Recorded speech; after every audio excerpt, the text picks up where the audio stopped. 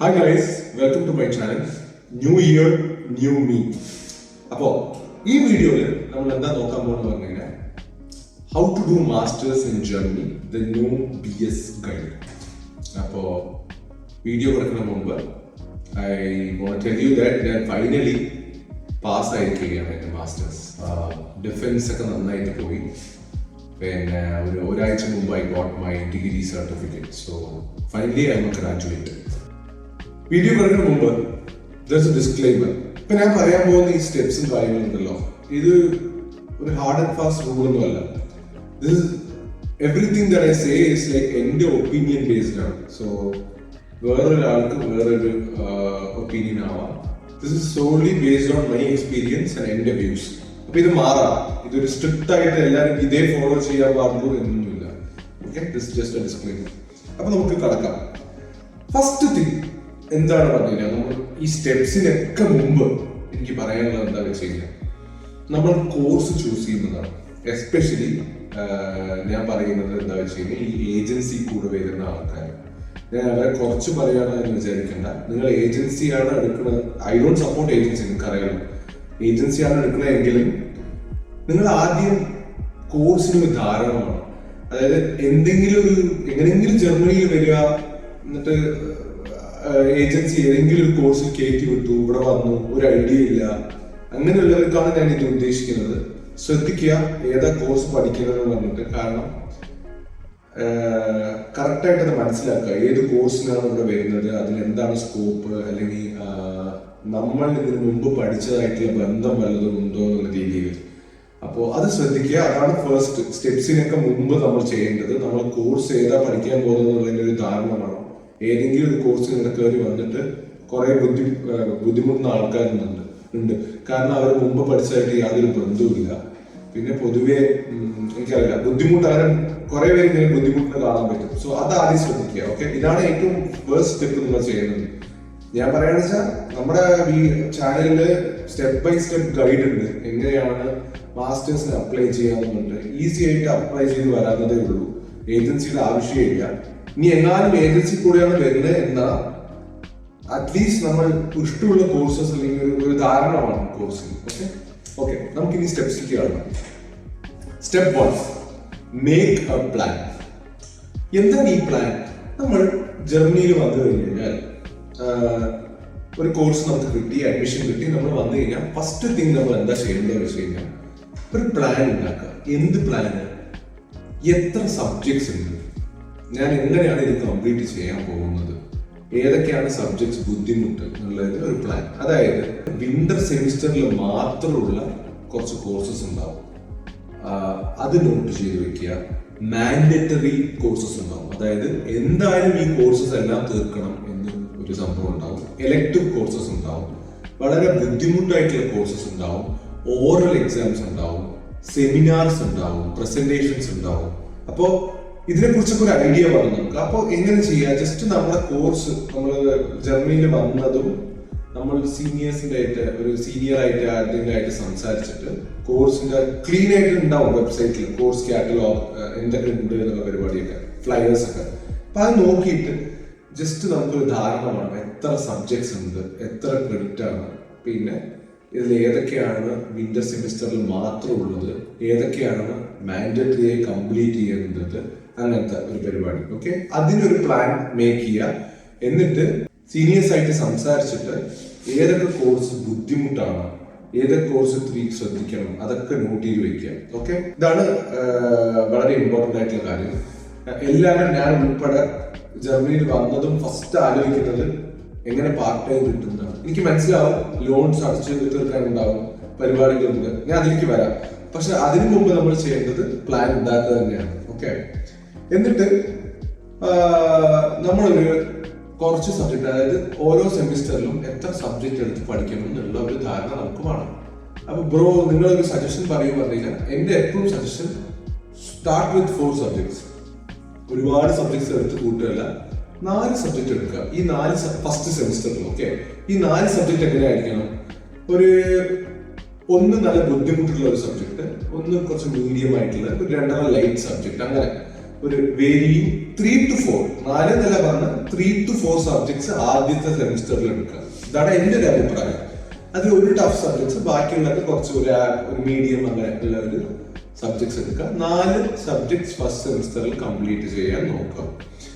3 to 4 3 to 4 subjects. Okay, ആദ്യത്തെ semester കഴിഞ്ഞാൽ നിങ്ങൾക്ക് ഒരു ഐഡിയ കിട്ടും എക്സാം പാറ്റേൺ എങ്ങനെയാണ്, എങ്ങനെ ഇനി മുന്നോട്ട് പോവാം, ലൈക്ക് എത്ര സബ്ജക്ട് അടുത്ത സെമിസ്റ്ററിൽ എടുക്കണം എന്നുള്ളതൊക്കെ ഒരു ഇത് കിട്ടും. So to start with 3 to 4. Okay, അത് ബെറ്റർ ആയിരിക്കും. നിങ്ങൾ പ്ലാൻ ഇട്ടിട്ട് സീനിയേഴ്സിന്റെ അടുത്ത് സംസാരിച്ചു കഴിഞ്ഞാൽ നിങ്ങൾക്ക് നല്ലൊരു ഐഡിയ കിട്ടും. ഇതാണ് നിങ്ങൾ ആദ്യം ചെയ്യുന്നത്. Step 2, improve your language. എനിക്കറിയില്ല ഞാൻ എത്ര വീഡിയോസ് ഈ ചാനൽ ഇട്ടിട്ടുണ്ടെന്ന്, പക്ഷെ എല്ലാ വീഡിയോയിലും എപ്പോഴും പറയുന്നത് സബ്സ്ക്രൈബിന് കൂടിയല്ല, ലേൺ ജർമ്മൻ എന്നാണ്. അപ്പോ ജർമ്മൻ ലാംഗ്വേജ് വേണം, അതിൽ യാതൊരു ഡൗട്ടുമില്ല. അതുകൊണ്ടാണ് ഞാൻ പിന്നെ പറഞ്ഞുകൊണ്ടിരിക്കുന്നത്. ഇനി നാട്ടിൽ നിന്നേ പഠിച്ചിട്ട് വരിക, പക്ഷെ ഇവിടെ നമ്മൾ അപ്ലൈ ചെയ്യാതെ ഇത് നിങ്ങൾ ആദ്യം തന്നെ ചെയ്യണം. If there is only one skill that Ken save you in Germany, that is German. നിങ്ങളുടെ പാസ്റ്റ് എക്സ്പീരിയൻസ്, കാര്യങ്ങൾ ഇതൊന്നും ഇല്ലെങ്കിലും ഒരു കുഴപ്പമില്ല. ജർമ്മൻ ഇംപ്രൂവ് ചെയ്യാം. ബ്രോ ഇംപ്രൂവ് ചെയ്യുക പറഞ്ഞാൽ എങ്ങനെ ചെയ്യും പറഞ്ഞാൽ, നമ്മൾ ആദ്യം തന്നെ ഓബിയസ്ലി നമ്മളിവിടെ വരുമ്പോൾ തന്നെ നമ്മുടെ ഫ്രണ്ട് സർക്കിളും കാര്യങ്ങളും എല്ലാവരും നമ്മുടെ ലൈക്ക് മലയാളീസ് ആണെങ്കിലും തമിഴ് പീപ്പിൾ ആണെങ്കിലും ഇന്ത്യൻസ് അങ്ങനെയൊക്കെ ആയിരിക്കും. അപ്പൊ അവരുടെ കൂടെ ഒന്നും ജർമ്മൻ സംസാരിക്കാനുള്ള ഒരു ചാൻസ് നമുക്ക് കിട്ടില്ല. അപ്പൊ നമ്മൾ എന്ത് ചെയ്യണം? Consistency is the key. Daily കുറച്ച് ജർമ്മൻ പഠിക്കുക, കേട്ടോണ്ടേ ഇരിക്കുക. ഓട്ടോമാറ്റിക്കലി നിങ്ങൾ പഠിച്ചോളൂ. പക്ഷെ എഫേർട്ട് ഫസ്റ്റ് ലൈക്ക് വന്നത് തൊട്ട് തന്നെ നമ്മൾ എടുക്കുക. ഒരു മടിയും വേണ്ട. സൂപ്പർ മാർക്കറ്റിൽ പോകുമ്പോൾ ചെറിയ കാര്യങ്ങൾ സംസാരിക്കുക. ട്രൈ ചെയ്ത് നോക്കുക. തെറ്റിയാലും കുഴപ്പമൊന്നുമില്ല, അവരാരും ജഡ്ജ് ചെയ്യാനൊന്നും പോകുന്നില്ല. നിങ്ങളുടെ ഒരു ഇംപ്രൂവ്മെന്റ് ആണ് ഞാൻ പറയുന്നത്. എവിടെയൊക്കെ ചാൻസ് കിട്ടുമോ അവിടെയൊക്കെ ജർമ്മൻ സംസാരിക്കുക. തെറ്റൊക്കെ കുഴപ്പമില്ല. പക്ഷെ ആദ്യം തന്നെ മടി എടുത്ത് അയ്യോ ഗ്രാമർ ഒന്നും നോക്കണ്ട. ജസ്റ്റ് സംസാരിക്കാൻ തുടങ്ങുക. സൂപ്പർ മാർക്കറ്റിൽ പോകുമ്പോഴും ഒരു കടയ്ക്ക് പോകുമ്പോഴും ഒരു പ്രിന്റ് ഔട്ട് എടുക്കാൻ പോകുമ്പോഴും ജസ്റ്റ് ജർമ്മനൊക്കെ സംസാരിക്കുക. ട്രൈ ചെയ്യും. എന്നിട്ട് ഡെയിലി കുറച്ച് യൂട്യൂബ് വീഡിയോസ്, ഡെയിലി ഒരു 3 മണിക്കൂർ ഇരിക്കണം ഞാൻ പറയുന്നില്ല, daily 20 minute can save your life. അത്ര എനിക്ക് പറയാനുള്ളൂ. ഇപ്പൊ നിങ്ങൾ മാസ്റ്റേഴ്സ് കഴിയുമ്പോഴേക്കും നല്ലൊരു ജർമ്മൻ നിങ്ങൾക്ക് ഉണ്ടാവും. ഓക്കെ, അപ്പോ നിങ്ങളിപ്പോ B1 പഠിച്ചിട്ട് വന്നതാണ് സാധനം, A1 പഠിച്ചിട്ട് വന്നതാണ് സാധനം. ഇനിയിപ്പോ ചില ആൾക്കാരുടെ ജർമ്മനിയെ പഠിച്ചിട്ടില്ല പോകും, നോ പ്രോബ്ലം. ഇപ്പൊ സ്റ്റാർട്ട് ചെയ്താൽ കൂടി ഒരു കൊല്ലത്തിൽ you can learn a lot.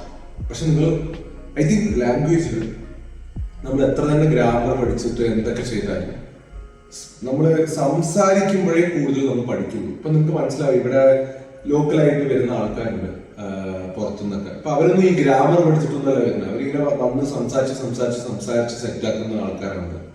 അപ്പോ കൂടുതൽ നമ്മൾ സംസാരിക്കുമ്പോഴാണ് പഠിക്കുന്നത്. അതുകൊണ്ട് എവിടെയൊക്കെ ചാൻസ് കിട്ടുമോ അവിടെയൊക്കെ നമ്മൾ അപ്ലൈ ചെയ്യാം. തെറ്റത്തെ കുഴപ്പമില്ല. നമ്മുടെ ലാംഗ്വേജ് ആണ് ഇംപ്രൂവ് ആവുന്നത് end of the day. So അത് മറക്കണ്ട. Step 3, build experiences. എന്താണ് ഈ എക്സ്പീരിയൻസ്? ഇപ്പോ ഞാൻ എൻ്റെ ഒരു എക്സാമ്പിൾ പറയാം. ഞാൻ ഇവിടെ വന്നിട്ട് ഓൾമോസ്റ്റ് 4 വർഷമായി. I took 4 years to complete my masters. അത്ര ശരിക്കും ആവില്ല, പക്ഷെ ഏകദേശം ഒരു 7 മാസം ഞാൻ ഇന്റേൺഷിപ്പ് ചെയ്തു.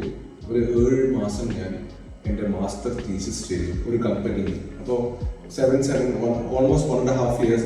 പിന്നെ ഫോക്സ് വാഗനിൽ കുറച്ച് ചെയ്തു. അതൊക്കെ തള്ളിയിട്ട് CV-യിൽ ഏകദേശം 1.5 വർഷത്തിന്റെ എക്സ്പീരിയൻസ് എടുത്തു. ഓക്കെ, അപ്പോ നിങ്ങൾ എത്ര മാസ്റ്റേഴ്സ് എടുക്കുന്നു, ടൈം എടുക്കുന്നു എന്നുള്ളതല്ല, എക്സ്പീരിയൻസ് ബിൽഡ് ചെയ്യുക. ഇത് എനിക്കും അറിയണ്ടായിരുന്നില്ല. ഞാൻ വന്നതും എല്ലാവരെയും പോലെ പാർട്ട് ടൈം ആയിട്ട് ഇങ്ങനെ പോകുന്നുണ്ടായിരുന്നു. അപ്പോൾ എങ്ങനെ എക്സ്പീരിയൻസ് നമുക്ക് ബിൽഡ് ചെയ്യാൻ പറ്റും? നിങ്ങൾ വന്നതും എനിക്ക് മനസ്സിലാവും. ഞാൻ ഓൾറെഡി പറഞ്ഞ പോലെ എല്ലാവർക്കും ഓരോ പ്രാർത്ഥനകൾ ഉണ്ടാവും. ലോൺ അടയ്ക്കണം, പാർട്ട് ടൈം വേണം, വളരെ ഇമ്പോർട്ടൻ്റ് ആണ് നമ്മുടെ ഇതൊക്കെ ചെയ്യാൻ, എനിക്ക് മനസ്സിലാവും.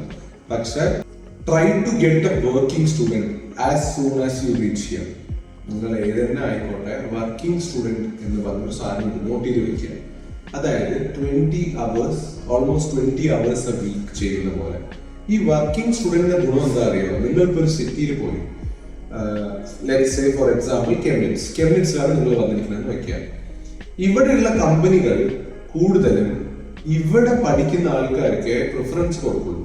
അപ്പൊ നിങ്ങൾ ഇവിടെ IAV എന്നൊക്കെ പറഞ്ഞൊരു കമ്പനിയൊക്കെ ഉണ്ട്, ഓട്ടോമോട്ടീവ്. അപ്പൊ അവിടെ നമ്മൾ വർക്കിംഗ് സ്റ്റുഡന്റ് അപ്ലൈ ചെയ്യുമ്പോൾ ഇവിടെ പഠിക്കുന്ന ആൾക്കാരായിരിക്കും. കാരണം ട്രാവൽ ഒന്നും അധികം ചെയ്യാൻ പറ്റില്ല. ഇപ്പൊ മ്യൂണിക്കിൽ വർക്കിംഗ് സ്റ്റുഡന്റ് ഞാൻ ചെയ്യാൻ പോയി എന്ന് പറഞ്ഞു കഴിഞ്ഞാൽ ഇറ്റ്സ് നോട്ട് പോസിബിൾ അല്ലേ, ഒരു ആഴ്ചയിൽ 2 ദിവസം ട്രാവൽ ചെയ്യുക എന്നൊക്കെ പറയുമ്പോൾ. അതുകൊണ്ട് അതാണ് ഒരു എന്താ പറയാ, എല്ലാ കമ്പനിയും അവിടുത്തെ ആൾക്കാരെ എടുക്കാൻ നോക്കുള്ളൂ. അപ്പൊ നിങ്ങൾ വന്നതും ചെയ്യേണ്ടത് apply for working student positions.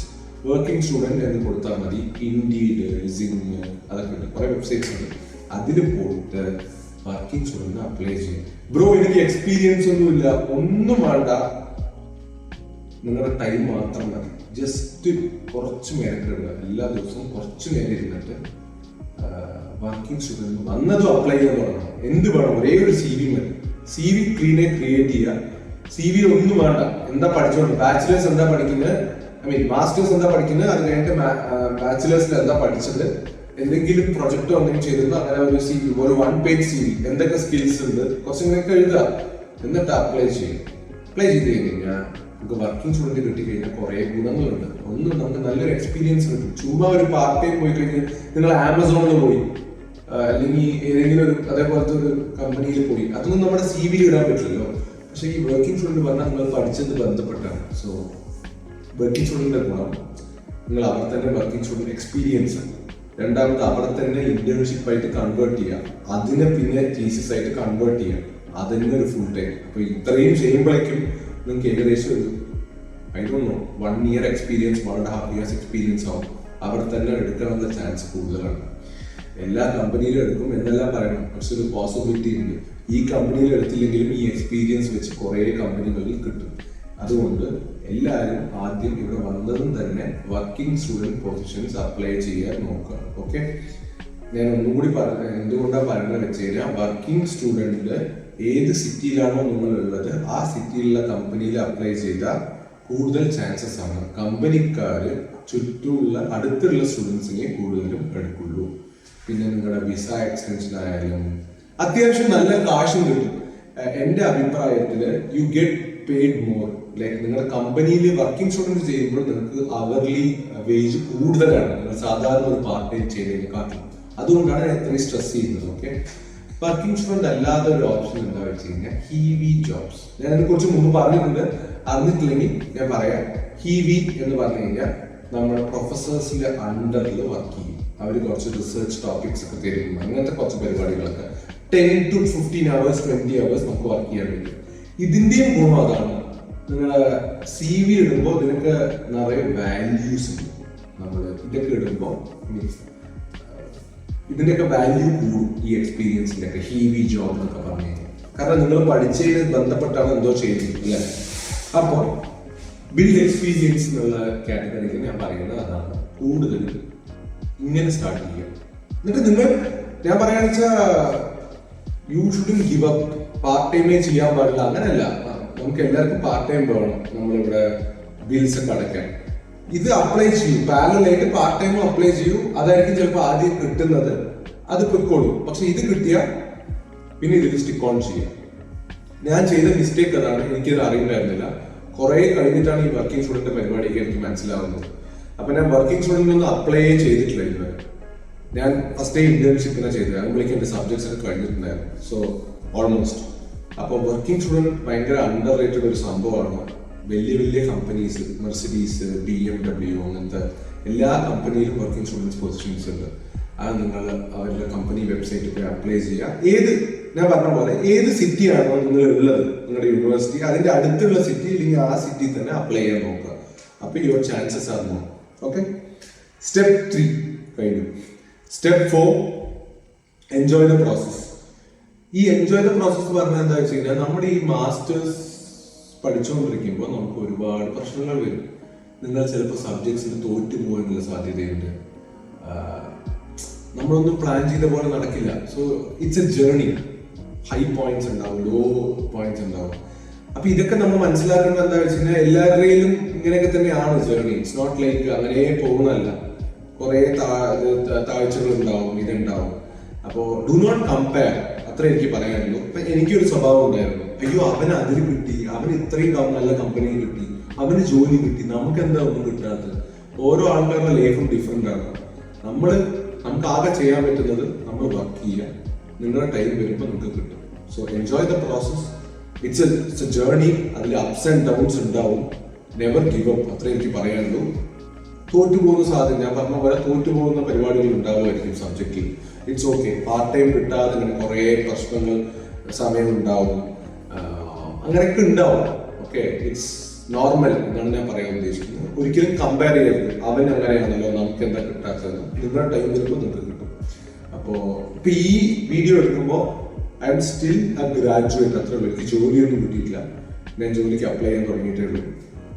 So yeah, കിട്ടും, സമയം വരുമ്പോൾ കിട്ടും. അപ്പോൾ എൻ്റെ ഫ്രണ്ടിന് കിട്ടിയിട്ടുണ്ടായിരുന്നു കഴിഞ്ഞ മാസം. അപ്പോൾ അയ്യോ അവന് കിട്ടി, എനിക്കെന്താ കിട്ടാത്തത് പറഞ്ഞാൽ ദർ ഇസ് നോ സെൻസ് ഇല്ല. അത് it doesn't make any sense. നിങ്ങളുടെ ടൈം വരുമ്പോൾ നിങ്ങൾക്ക് കിട്ടും. അപ്പോൾ ഒന്നും കൂടി റിവൈസ് ചെയ്യാം. ആദ്യം ഒരു നല്ല പ്ലാൻ വേണം നിങ്ങൾക്ക് സബ്ജക്റ്റിനെ കുറിച്ച്. ഏതൊക്കെ ഓറൽ എക്സാം, ഏതൊക്കെ സെമിനാർ, ഏതൊക്കെ ടഫ് സബ്ജക്ട്സ്, അതിൻ്റെയൊക്കെ ഒരു ഐഡിയ. ചില സബ്ജക്ട്സ് ഞാൻ പറഞ്ഞ പോലെ ഇന്റർ സെമിസ്റ്ററിൽ മാത്രമേ ഉണ്ടാവുള്ളൂ. അതൊക്കെ നോട്ട് ചെയ്ത് വെക്കുക. ഒരു സീനിയറായിട്ട് പ്രോപ്പറായിട്ട് സംസാരിക്കുക, നോട്ട് ചെയ്ത് വെക്കുക, ഒരു പ്ലാൻ വെക്കുക. സ്റ്റാർട്ട് വിത്ത് 3 to 4 സബ്ജക്ട്സ് ഒരു സെമിസ്റ്ററിൽ. നിങ്ങൾക്ക് മനസ്സിലാവും ഇവിടുത്തെ എക്സാം പാറ്റേൺ ഒക്കെ എങ്ങനെയാണ്. അങ്ങനെ ബിൽഡ് ചെയ്യുക. അത് കഴിഞ്ഞ് ഇത് കഴിഞ്ഞിട്ട് നല്ല ഇംപ്രൂവ് യുവർ ലാംഗ്വേജ്. ജർമ്മൻ ഭയങ്കര ഇമ്പോർട്ടൻ്റ് ആണ്. നിങ്ങൾ ഏത് തന്നെ ഫീൽഡ് ആയിക്കോട്ടെ, IT ആയിക്കോട്ടെ, എന്ത് വേണമെങ്കിലും ആയിക്കോട്ടെ, ജർമ്മനിയിലുള്ളപ്പോൾ ജർമ്മൻ ലാംഗ്വേജ് ഇമ്പോർട്ടൻ്റ് ആണ്. അപ്പോൾ അത് പഠിക്കുക. എപ്പോഴൊക്കെ ചാൻസ് കിട്ടുന്നോ അപ്പോഴൊക്കെ സംസാരിക്കാൻ നോക്കുക. നിങ്ങൾ സംസാരിക്കുമ്പോഴേ കൂടുതലും പഠിക്കുള്ളൂ. ഗ്രാമറിനെ കുറിച്ചൊന്നും യാതൊരു ഇതും വേണ്ട. Spoken German is very important. It's more important I guess. അപ്പോൾ കാരണം എൻഡ് ഓഫ് ദ ഡേ നിങ്ങൾ നാളെ ഇന്റർവ്യൂ അറ്റൻഡ് ചെയ്യുമ്പോൾ ജർമ്മൻ സംസാരിക്കുകയാണ് ചെയ്യുന്നത്, അല്ലാതെ എക്സാം പാസ്സാവുക ഇറ്റ് ഡസന്റ് മാറ്റർ. മൂന്നാമത് ബിൽഡ് എക്സ്പീരിയൻസസ്. കൂടുതലും വർക്കിംഗ് സ്റ്റുഡൻസ്, ഇന്റേൺഷിപ്പ് അങ്ങനെയൊക്കെ നമ്മൾ നോക്കുക. വർക്കിംഗ് സ്റ്റുഡൻറ് ബേസിക്കലി ഞാൻ പറയാം, അല്ലെങ്കിൽ EV ജോബ്സ് അങ്ങനെ നോക്കുക. Finally play hard, work hard എന്നാണ് എനിക്ക് പറയാനുള്ളത്. നിങ്ങളുടെ ടൈം ആകുമ്പോൾ നിങ്ങൾക്ക് കിട്ടും. ആൻഡ് ഇത്രയും എനിക്ക് പറയാനുള്ളൂ. നിങ്ങൾക്കൊരു ഐഡിയ കിട്ടിയെന്ന് വിചാരിക്കുന്നു. സോ പിന്നെ ആൾക്കാർ എൻ്റെ അടുത്ത് എപ്പോഴും ചോദിക്കും എത്ര വർഷം കൊണ്ട് മാസ്റ്റേഴ്സ് കംപ്ലീറ്റ് ചെയ്യണം എന്നുള്ളത്. ഇറ്റ് ഡിപ്പെൻസ് എന്ന് പറഞ്ഞു കഴിഞ്ഞാൽ I took 4 years. ഞാൻ 4 വർഷം എടുത്തു. അതിൽ ഓൾമോസ്റ്റ് 1 year ഞാൻ വീട്ടിലായിരുന്നു. It depends. നിങ്ങൾക്ക് ശരിക്കും നോക്കിക്കഴിഞ്ഞാൽ നിങ്ങൾക്ക് ഒരു 2.5-3 years കംപ്ലീറ്റ് ചെയ്യാൻ പറ്റും മാസ്റ്റേഴ്സ്. അപ്പൊ അത്ര വലിയ കാര്യമൊന്നുമില്ല.